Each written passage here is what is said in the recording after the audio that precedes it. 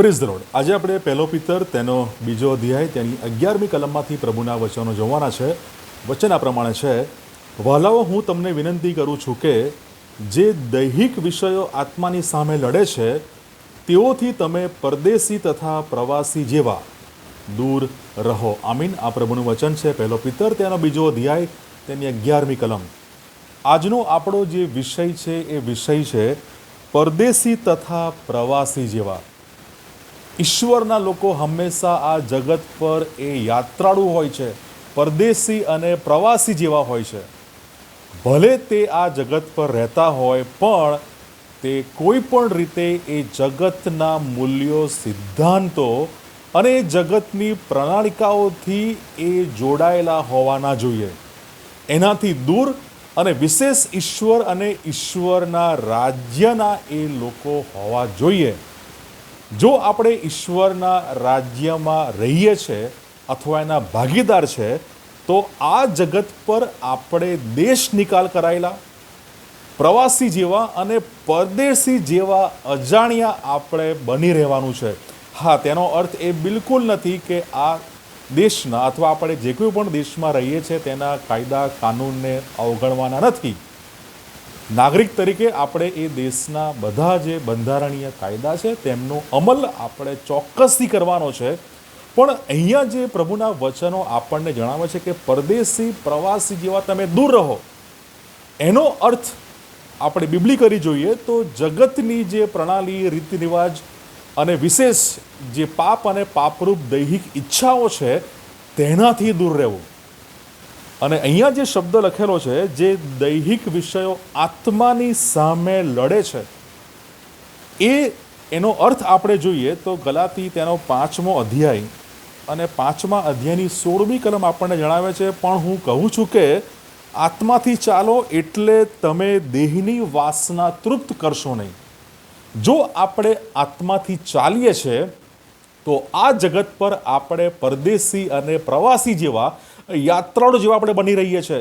કારણ કે જો આપણે આત્માથી ચાલીએ છીએ તો આપણે દેહની વાસનાઓને તૃપ્ત કરી શકતા નથી, કારણ કે આપણે આત્માથી દોરવાઈએ છીએ।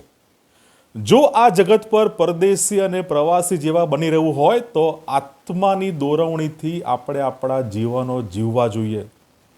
અને એની સાથે એ જ ગલાતી તેનો 5મો અધ્યાય અને તેની 25મી કલમ, 24 અને 25મી કલમ એ આપણને જણાવે છે, જેઓ ખ્રિસ્તના છે તેઓએ દેહને તેના વિષયો તથા ઈચ્છાઓ સહિત વધસ્તંભે જડ્યો છે।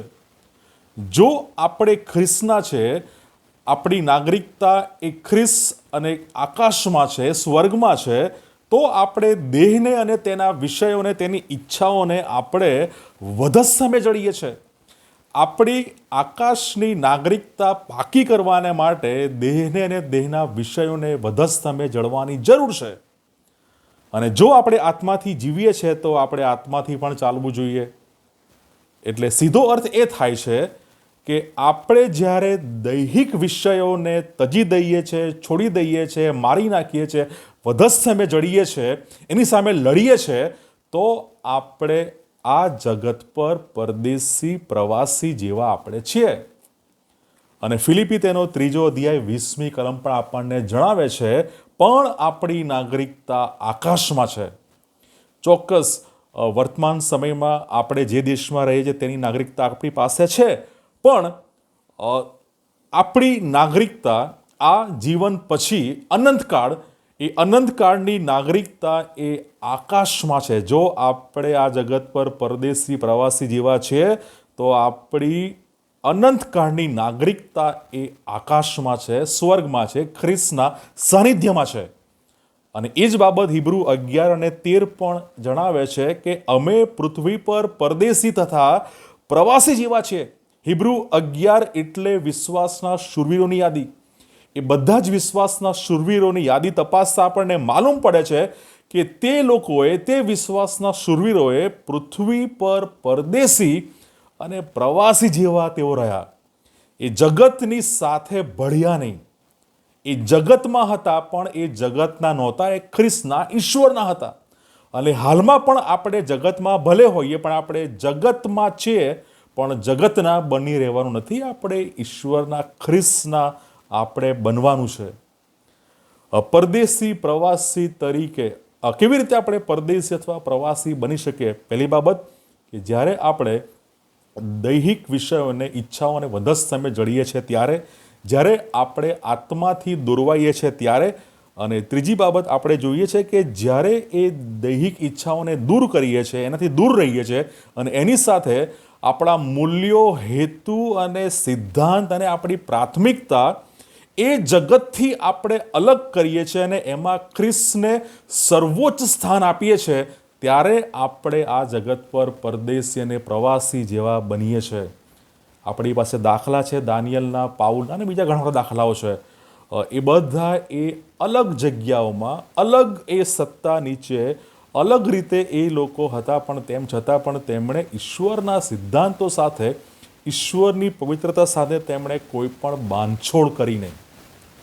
માટે આપણે પરદેશી અને પ્રવાસી જેવા આ જગત પર રહેવાનું છે, કારણ કે આપણી નાગરિકતા એ આકાશમાં છે અને એ પરદેશી અને પ્રવાસી જેવા બની રહેવાને માટે આત્માની દોરવણી પ્રાપ્ત કરવાની છે. આત્માથી આપણે દોરાવાનું છે, જેમ આત્મા આપણને દોરે તેમ.